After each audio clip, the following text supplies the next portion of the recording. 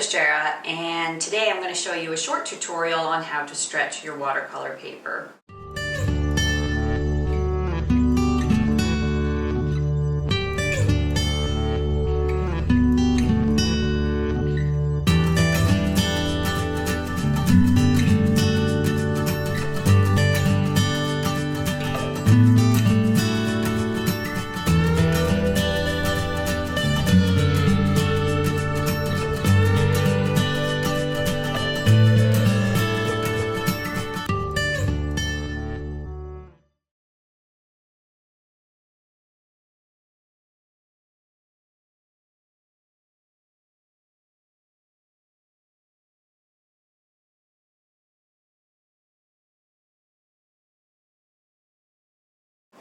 Stretching your paper is an essential step in the process of watercolor painting.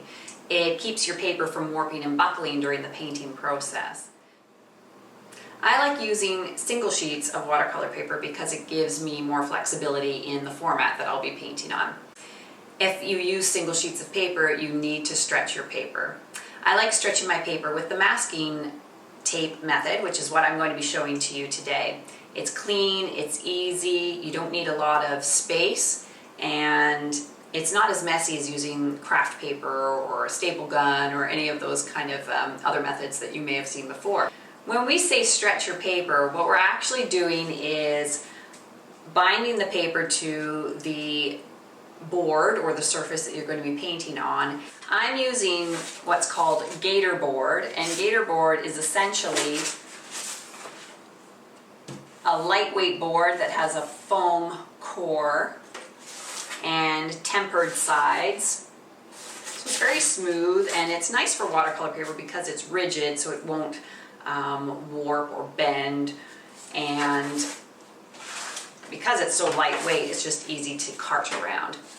People use all sorts of surfaces. You could use masonite, plexiglass. Each surface actually has a different drying time. For instance, plexiglass, because it's not as porous as Gator board or masonite, takes a little bit longer to dry. You do not need to stretch your paper if you're using something called a block. A block is like a pad of paper, except that it's glued all the way around on all four sides. This block is by Arches, and once you're finished the painting, you can slip a palette knife or a ruler or a credit card into this little cutout window here, and when you do so, you can detach it from the binded sides. And it just pops off just like that. The painting that you do on the surface does not affect the nice clean sheets that lay underneath.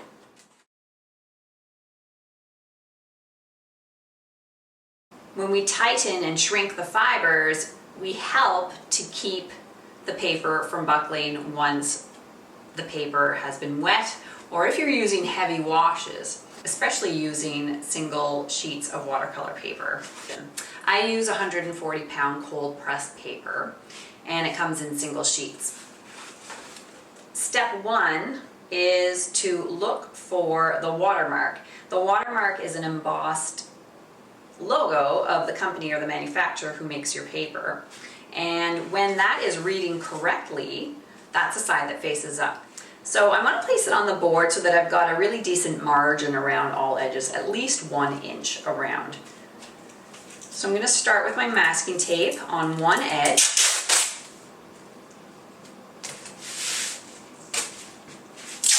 And then the other.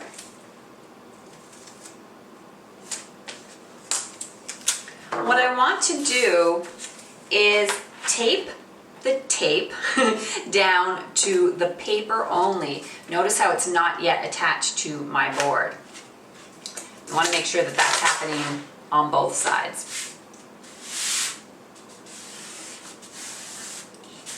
So what I'm going to do now is press down one side and then work my way out from the edge of the tape that I've just pressed down through the core of the paper and out towards the outer edge. So I can continue with the other two sides. half of the tape on the paper, half of it on the board, taping it lightly to the paper but not to the board.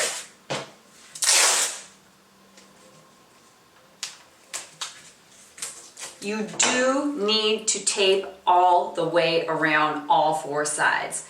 The reason why we're taping it to the board is to make sure no water slips underneath. And we also want to make sure no air gets trapped underneath. So what I'm doing here by pressing outward from the core, it's like a little downward dog on our watercolor paper. When I press out towards the edges, I'm removing any air bubbles that might be trapped under there.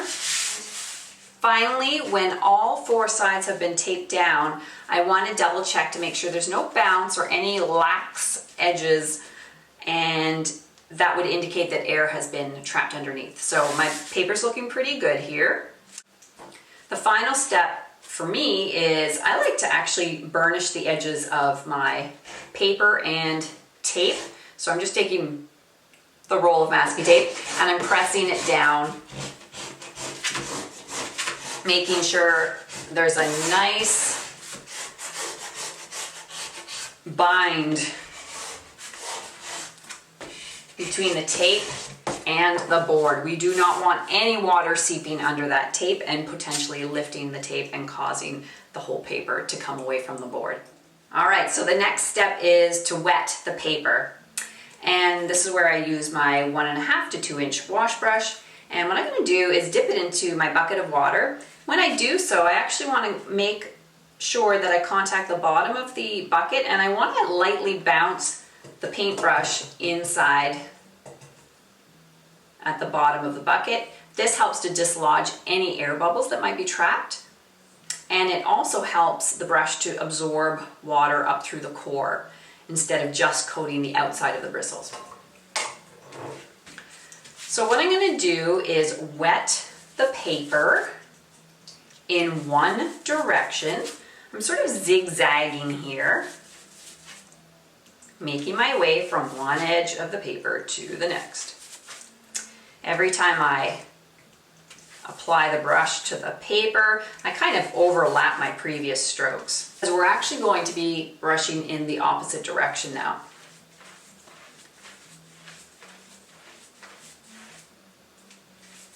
You don't want to over wet your paper, but you do want to make sure that you've gotten any dry patches in those two applications.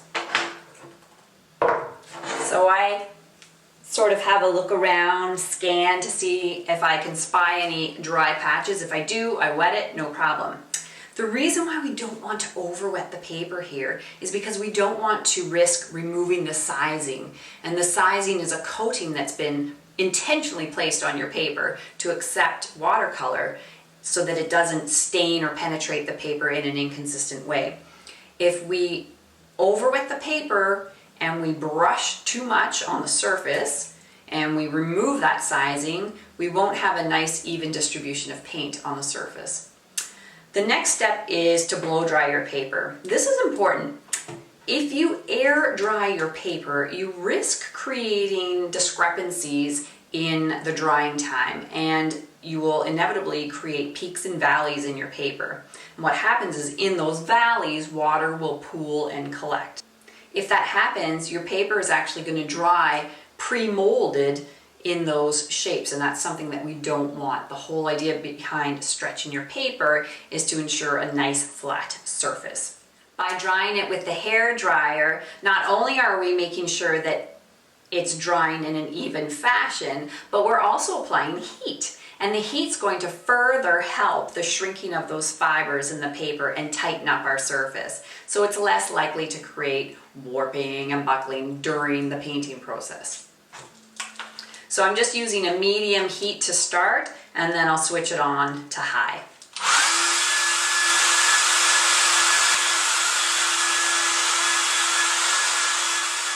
If you stop drying it prematurely, you may think that the paper is dry to the touch, but if you touch your paper and you feel any sort of coolness or you still see warping, it means that it's still carrying humidity.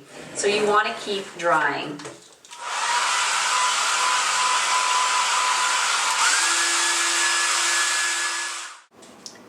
Now that your paper is completely dry and there's no buckling or warping, you can start your painting. At the end of your painting, when your painting's 100% complete and dry, you can remove your masking tape. When you remove your masking tape, you want to make sure that you are pulling out and away from your painting. So you would peel the tape out and away as opposed to pulling it in. When you pull it in, you risk pulling the little paper fibers in and tearing off the first layer of your painting. So always out and away. When you're finished taking all the tape off, you're left with this nice little border that actually gives you some allowance if you decided to mat and frame your final piece. I hope you've enjoyed this little tutorial, and you can check out my others at crystalbeshara.com. See you next time.